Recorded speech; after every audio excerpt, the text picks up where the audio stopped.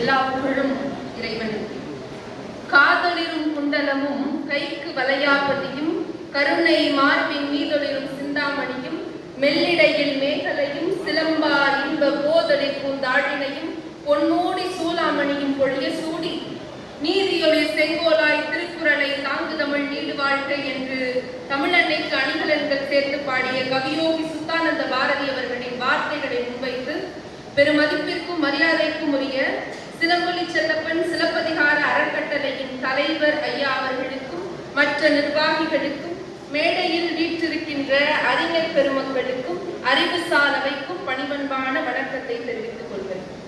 என்னை இந்த விருதிற்கு தகுதியான ஆளாக மாற்றியிருக்கக்கூடிய எல்லாம் வல்ல இறைவனுக்கும் என்னுடைய பெற்றோர்களுக்கும் என்னுடைய முதற்க நன்றியை தெரிவித்துக் கொள்கிறேன். இந்த அருமையான வாய்ப்பையும் விருதினையும் எனக்கு வழங்கி இருக்கக்கூடிய அறக்கட்டளையின் தலைவர் மற்றும் நிர்வாகிகளுக்கும்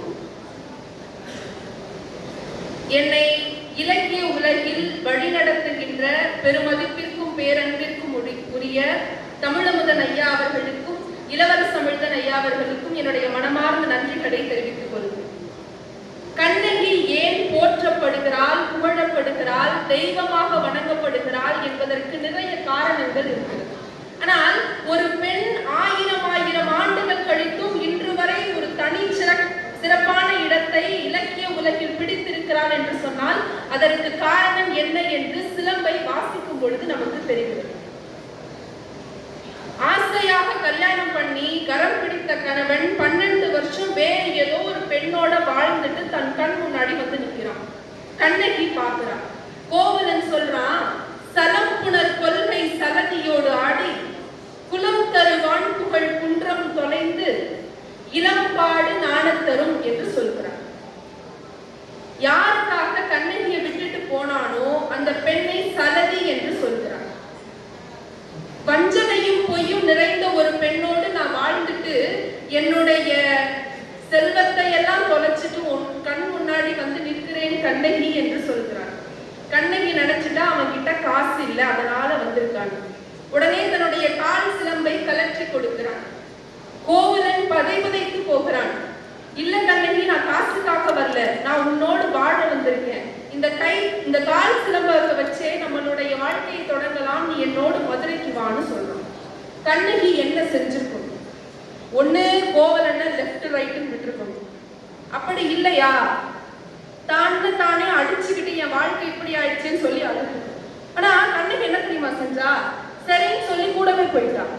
இது கோவலனுக்கு பயங்கர ஆச்சரியமா இருக்கு. மாதிரி வீட்டுல சாப்பிடுறாங்க. சாப்பிட்ட உடனே கண்ணகி கோவலன் கண்ணகியை கூப்பிட்டு வச்சு கேட்கிறான், கண்ணகி நான் உனக்கு எவ்வளவு துரோகம் பண்ணேன்? எப்படி கண்ணகி? நான் எங்க அப்பா அம்மாவுக்கு துரோகம் பண்ணேன், செல்வத்தை தொலைச்சேன், எல்லாத்தையும் மறந்து முன்னாடி வந்து வான்னு சொன்னோடனே வந்துட்டே எப்படின்னு கேட்கிறான். எழு என்ற உடன் எழுந்தனை கண்ணகி என் செய்தனை அப்படின்னு கேட்கிறான். அதற்கு கண்ணகி சொன்ன பதில், நான் எவ்வளவு துன்பப்பட்டிருக்கேன்னு உனக்கு தெரியுமா? அறவோர் கழித்தலும் அந்தனர் ஓம்பலும் புறவோர்க்கு எதிர்த்தலும் தொல்லோர் சிறப்பின் விருந்ததை போடலும் இழந்த எண்ணெய் என்று சொல்வதிலிருந்து அவள் எவ்வளவு பெரிய துன்பத்திற்கு ஆட்கொள்ளப்பட்டிருக்கிறாள் என்பது நமக்கு தெரிகிறது. அவள் சொல்றா, உங்களுடைய அப்பா அம்மா என்னை பார்க்க வந்திருந்தாங்க, எனக்கு அவ்வளவு மனசு வருத்தமும் வெறுப்பும் இருந்துச்சு. ஆனா நான் எதையுமே காட்டாம சிரிச்ச மூஞ்சியோடு தான் நின்னேன். உங்க அப்பா அம்மா என்னுடைய வருத்தத்தை பார்த்துட்டு அவங்க மனம் வருந்திட்டு போனாங்க. உங்க அப்பா அம்மாவுடைய மனசு நோகிற அளவுக்கு நீ நடந்துகிட்ட, ஆனா நான் என்னைக்குமே உன்னுடைய பேச்சை மீறாதவளாக இருந்திருக்கிறேன், அதனால் நீ வான்னு சொன்னோடனே வந்துட்டேன்னு சொல்ற. மறைமுகமாக என்ன சொல்ல வரானா, நீ மாறிட்ட, அதனால எல்லாரையும் கஷ்டப்படுத்தின, நான் உன்னை கல்யாணம் பண்ண நாள்ல இருந்து இன்னி வரைக்கும் ஒரே மாதிரி தாண்டா இருக்கேன், மனசளவுல கூட துளி அளவு மாறலன்னு சொல்றான். அதனால் மனதால் பத்தினி தெய்வமானால் கண்ணை. இதை விட ஒரு பெரிய விஷயம் என்ன தெரியுமா? இலக்கிய உலகில் தனக்கென்று ஒரு தனிச்சிறப்பான இடம். அந்த இடம் எப்படி கிடைச்சது அப்படின்னா, கண்ணகியை பொறுத்த வரைக்கும் 2 விதமான மைண்ட் செட் இருக்கு. ஒரு பக்கம் கோவலன் வரணும், அவனோடு வாழ வேண்டும் என்ற ஒரு எண்ணம் இருக்கிறது. இன்னொரு பக்கம் கோவலன் மீது சிறிது கோபமும் வருத்தமும் இருக்கிறது. அவன் வர வேண்டும்ங்கிற ஆசையில தேவேந்தி சொன்ன மாதிரி சோமகுண்டம் சூரியகுண்டம் பொய்கையில போய் நீராடிட்டு மன்மத கடவுளை வணங்கினால் கணவன் கணவனும் மனைவியும் பிரியாது வாழ்வர் என்று சொன்னபோது கண்ணகி சொன்னால், அப்படி செய்து கோவலன் வந்தால் அது பெருமை தராது என்று அதனை செய்ய மறுத்தார்.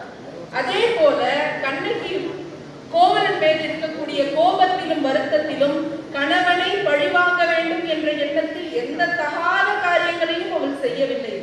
எந்த ஒரு சூழ்நிலையிலும் தன் தரத்தை தாழ்த்தி கொள்ளாமல் ஒரே நிலையில் சந்தன மரத்தை போல நின்றாலே, அதனால் கண்ணகி இன்று வரை தனக்கென்று ஒரு தனிச்சிறப்பான இடத்தை பிடித்திருக்கிறார். நான் இப்படி சொல்லி நிறைவு செய்கிறேன்.